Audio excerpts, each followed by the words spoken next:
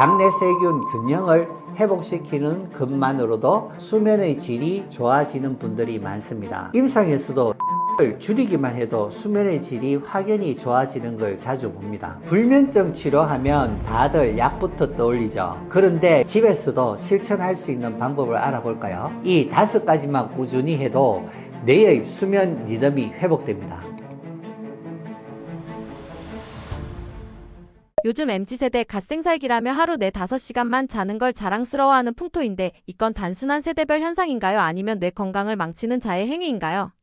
요즘 젊은 분들 사이에 갓생살기라는 말 많이 들어보시죠? 새벽 5시에 일어나 운동하고 자기 개발하면서 하루 4-5시간만 자는 걸 자랑스럽게 얘기하곤 합니다. 먼저 이런 현상은 단순히 MZ세대만의 특이한 습관은 아닙니다. 예전에도 성공하려면 잠을 줄여야 한다는 문화가 있었죠. 하지만 과거와 지금의 차이는 수면을 단축할 수밖에 없는 환경적 압박이 훨씬 커졌다는 겁니다. 경쟁하고 자기 개발하고 SNS 비교 문화까지 겹치면서 수면을 줄이는 게 일종의 능력 과시처럼 변한 겁니다. 하지만 의학적으로 보면 하루 4-5시간 수면은 결코 정상적이지는 않습니다. 뇌는 잠을 자는 동안 회복을 해야 되고 기억을 정리하고 독소를 청소하는 시간입니다. 수면이 부족하면 이 과정이 무너져서 집중력, 감정 조절, 면역력까지 모두 떨어지게 됩니다. 실제 연구에서도 하루 6시간 이하 수면을 반복하면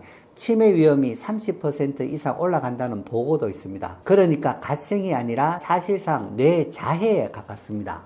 MZ세대 분들은 아직 젊으니까 나는 괜찮다고 생각하실 수 있어요. 하지만 문제는 누적입니다. 2030 때 쌓인 수면 빚은 4050 때가 되면 만성 피로, 불안, 우울, 기억력 저하로 돌아옵니다. 젊을 때는 티가 안 나지만 뇌는 이미 서서히 손상을 받고 있다는 거죠. 물론 열심히 사는 건 좋은 일입니다. 하지만 뇌 건강의 기본은 수면이에요. 운동, 공부, 자기개발 모두 결국은 뇌 기능이 뒷받침돼야 가능한 겁니다. 수면을 깎아서 얻은 성취는 결국 오래가지 못하고 오히려 삶의 질을 무너뜨릴 수 있다는 걸 꼭 말씀드리고 싶습니다. 잠에 문제가 생기면 심혈관관계 질환이 8배 증가하고 당뇨나 치매는 5배, 우울증은 3배, 암 2배 등 생명에 위협을 주는 원인이 됩니다. 이를 거꾸로 생각해보면 이런 여러 신체적 질환이 수면에 영향을 미친다는 거죠. 신체적 건강을 되찾는 것이 수면에 도움이 된다는 뜻이기도 합니다. 정리해보면 하루 4-5시간 수면을 자랑하는 건 세대별 트렌드라기보다 뇌 건강을 위협하는 위험한 습관이다. 뇌는 자는 동안 회복해야 된다. 잠을 줄여가며 쌓인 성취보다 뇌를 지키고 오래가는 성취가 훨씬 더 값지다라는 것입니다. 오늘 영상이 잠을 줄이는 게 능력이라는 생각을 다시 보게 만드는 계기가 되셨으면 합니다. 불면증 약을 먹어도 잠이 오지 않는다고들 하는데 그럼 약물 치료만으로는 해결이 안 된다는 건가요? 불면증 환자분들이 진료실에서 제일 많이 하시는 말이 있습니다. 원장님, 약을 먹어도 잠이 안 와요. 혹은 이제는 약 없이는 아예 못 자요. 그렇다면 약물 치료만으로는 해결이 안 되는 걸까요? 오늘은 약물 의존과 기능의학적 해결의 차이를 말씀드릴까 합니다. 먼저 약물 치료의 장점은 분명합니다. 수면제는 뇌의 특정 수면 회로를 강제로 열어주기 때문에 급성불면이나 극심한 불안을 동반한 경우에는 반드시 필요합니다. 마치 화재 현장에 불을 끄기 위해 소화기를 쓰는 것과 같죠. 단기적으로는 정상 조절에 도움이 됩니다. 하지만 문제는 장기 약 복용입니다. 약으로만 잠을 자면 뇌는 스스로 수면 리듬을 회복하는 법을 잊어버립니다. 그래서 내성이 생기고 점점 더 강한 약이 필요해집니다. 게다가 수면의 질은 회복되지 않고 얕은 잠만 반복되는 경우가 많죠. 그래서 약물 치료는 근본적인 해결이 아니라 응급조치에 가깝다고 말씀드리는 겁니다. 그렇다면 왜 기능의학적 접근이 필요할까요? 불면증은 단순히 뇌 신경 전달 물질의 문제가 아니라 영양대사, 호르몬 리듬, 장 건강과 깊이 연결되어 있기 때문입니다. 예를 들어 철분 부족, 마그네슘 부족, 코르티솔 과잉, 장내세균 불균형만 있어도 뇌는 잠들 준비를 하지 못합니다. 약만으로는 이런 근본 원인을 건드릴 수가 없죠.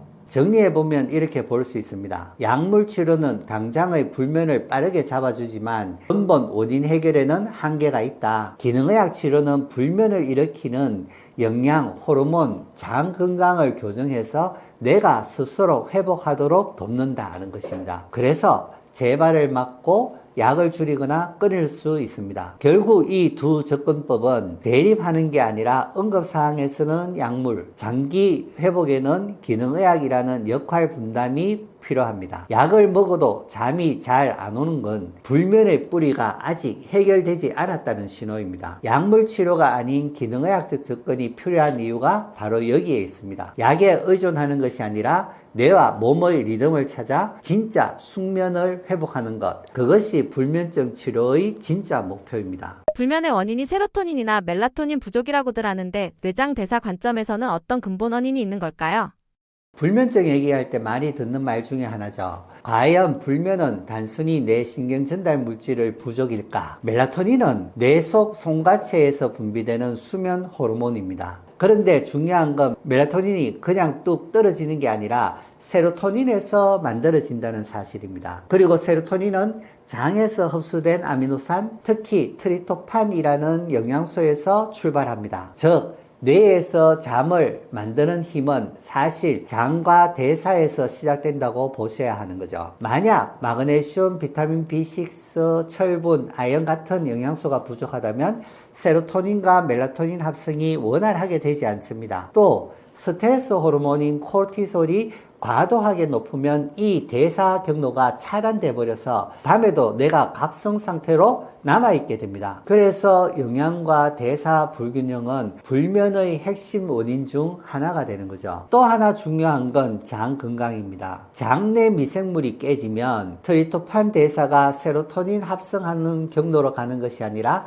염증과 신경 독소 물질 생성 회로 쪽으로 흘러가 버립니다. 세로토닌 합성 경로가 줄어들고 그 결과 멜라토닌도 부족해지는 거죠. 그래서 장내 세균 균형을 회복시키는 것만으로도 수면의 질이 좋아지는 분들이 많습니다. 불면을 단순히 뇌 문제라고만 볼 수 없는 이유죠. 실제 진료실에서 불면 환자분들 검사를 해보면 영양결핍, 부신 과각성, 장내 불균형이 동시에 나타나는 경우가 흔합니다. 약으로 멜라토닌을 보충하면 도움이 될 수 있지만 근본적으로는 장과 대사를 고쳐야 지속적인 회복이 가능합니다. 정리해보면 불면은 단순히 멜라토닌 부족이 아니라 그 멜라토닌을 만드는 영양, 대사, 장 건강에서 시작되는 문제라는 겁니다. 영양, 대사, 장 건강까지 챙기면 수면 질이 달라진다고 하셨는데 솔직히 과학적 근거는 확실한가요?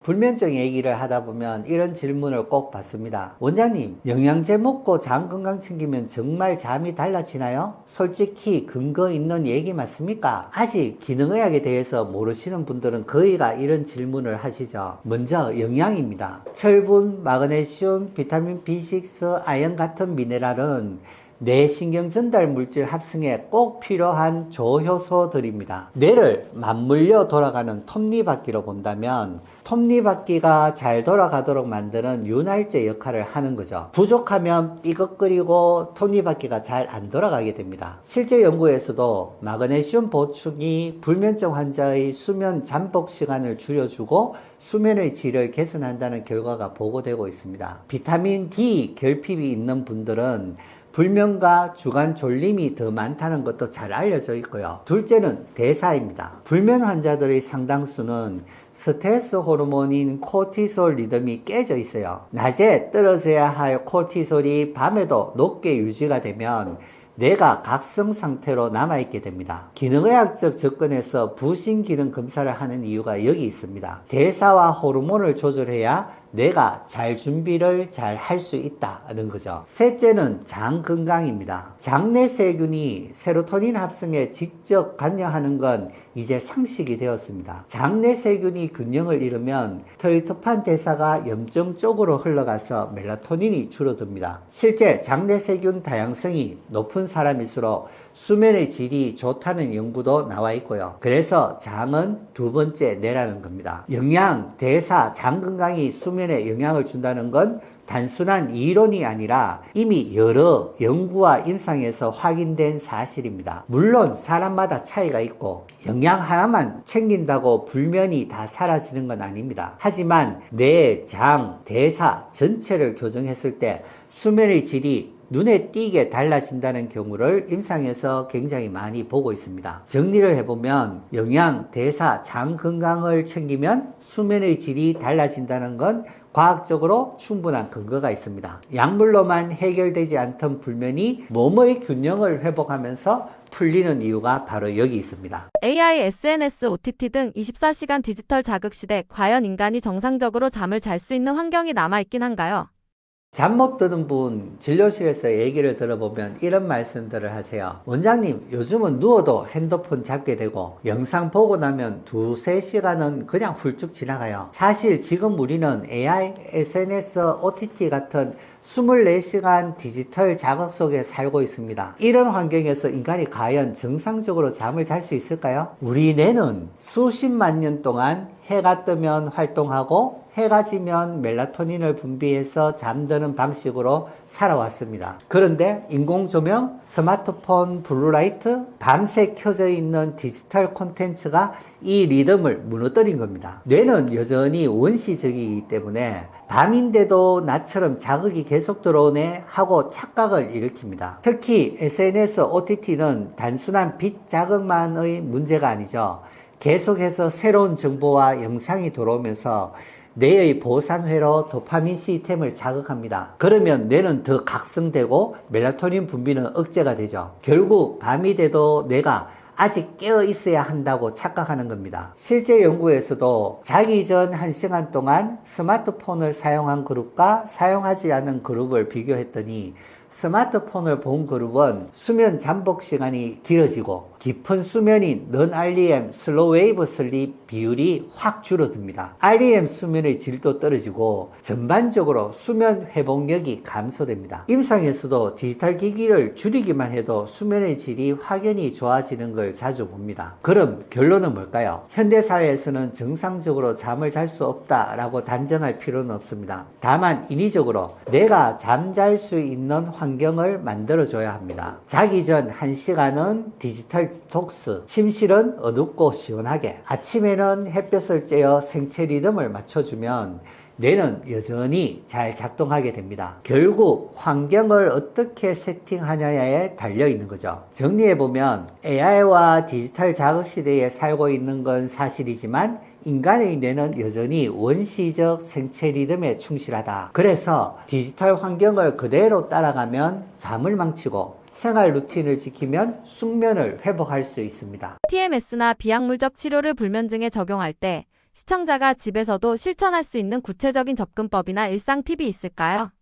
불면증의 핵심은 환경 탓이 아니라 그 환경 속에서 내가 어떤 루틴을 만들어 가는가에 달려 있습니다. 불면증 치료하면 다들 약부터 떠올리죠. 그런데 요즘은 TMS 같은 뇌 자극 치료나 비약물적인 방법에 관심이 많습니다. 이런 치료 효과만큼 집에서도 실천할 수 있는 방법을 알아볼까요? TMS는 자기장을 이용해 전두엽과 수면 회로를 직접 자극해 뇌의 균형을 맞추는 방법입니다. 불면 환자에게 효과가 입증되어 있고 약물 부작용이 적다는 장점이 있습니다. 물론 TMS는 병원에서 전문 장비로만 할 수 있지만 원리를 일상생활에 적용할 수 있는 방법들이 있습니다. 집에서 실천할 수 있는 뇌 자극 루틴으로는 첫째, 아침 햇빛 쬐기. 햇빛은 뇌에 자연스러운 빛 자극을 줘서 멜라토닌, 코르티솔 리듬을 정상화시켜 줍니다. 기상 후 30분 안에 10분만 햇빛을 쬐어도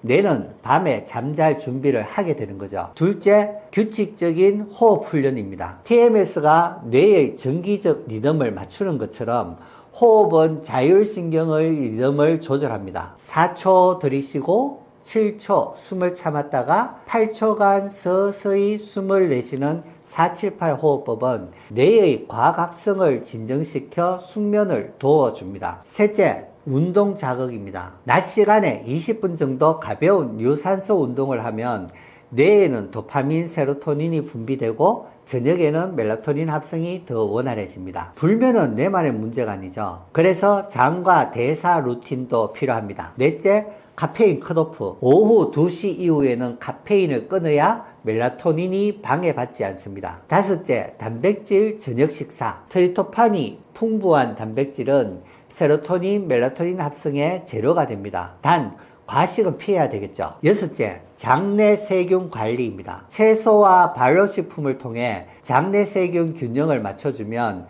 뇌의 신경 전달 물질 합성이 안정화되고 수면의 질이 올라갑니다. 마지막으로 가장 중요한 건 자기 전 디지털 디톡스입니다. 스마트폰, OTT, SNS는 뇌의 각성 회로를 과도하게 자극합니다. 적어도 자기 1시간 전에는 화면을 멀리하고 내가 이제 잘 준비를 해야겠다는 신호를 받을 수 있게 해주세요. 정리해보면 TMS 같은 전문 치료는 병원에서 가능하지만 그 원리를 집에서도 응용할 수 있습니다. 햇빛, 호흡, 운동, 식습관, 디지털 디톡스 이 5가지만 꾸준히 해도 뇌의 수면 리듬이 회복됩니다. 불면증은 약에만 의존하는 병이 아니라 뇌와 몸을 함께 조율하는 습관이 핵심이란 걸 꼭 기억해 주시길 바랍니다. 불면, 불안, 우울, ADHD, 이명 이런 증상들은 단순히 귀나 뇌 한 부분의 문제가 아니에요. 몸 전체의 균형이 무너졌다는 신호입니다. 그래서 약만으로는 잘 해결되지 않고 결국 삶의 질이 떨어지게 되는 거죠. 힘들어 하시는 그 마음 저희가 잘 알고 있습니다. 하이메보요는 증상만 보는 병원이 아닙니다. 저희는 장내축, 즉 장과 뇌가 서로 긴밀하게 연결되어 있다는 사실에 집중을 하고 있습니다. 장이 건강해야 세로토닌, 멜라토닌 같은 뇌 신경 전달 물질이 제대로 만들어지고 대사가 안정돼야 뇌가 과흥분하지 않고 자율신경이 균형을 이뤄야 불면, 불안, 이명이 진정이 됩니다. 그래서 저희는 뇌 기능을 살피는 정량뇌파와 자율신경 상태를 보는 HIV 검사 그리고 장과 대사를 평가하는 유기산, 미네랄, 장내 미생물 검사 등을 같이 진행을 합니다. 이렇게 얻은 데이터를 토대로 해서 뇌의 과흥분을 조절하는 TMS 치료와 부족한 영양을 보충하는 맞춤 프로그램까지 통합적으로 제공을 합니다. 약으로는 도저히 나아지지 않아 좌절하셨던 분들이 장내축을 기반으로 한 통합치료를 통해서 불면이 호전되고 불안이 줄고 이명까지 완화되면서 삶의 질이 달라지는 경우가 많습니다. 단순히 소리를 없애는 게 아니라 몸 전체의 균형이 맞춰지면서 자연스럽게 증상도 조절되는 거죠. 이게 저희 하이메의원의 가장 큰 차별점입니다. 혹시 불면, 불안과 우울, ADHD, 이명 같은 증상으로 힘든 시간을 보내고 계시다면 혼자 참지 마시고 꼭 전문적인 평가를 받아보시길 권해드립니다. 영상 아래 고정 댓글과 상담과 검진 안내 링크를 남겨드릴 테니 필요하신 분들은 눌러서 확인해 보시고 도움 받아가시길 바랍니다. 여러분의 증상 하나하나를 넘어서 장과 뇌, 몸 전체의 균형을 회복하는 길, 그 길에 저희 하이메 의원이 함께 하겠습니다.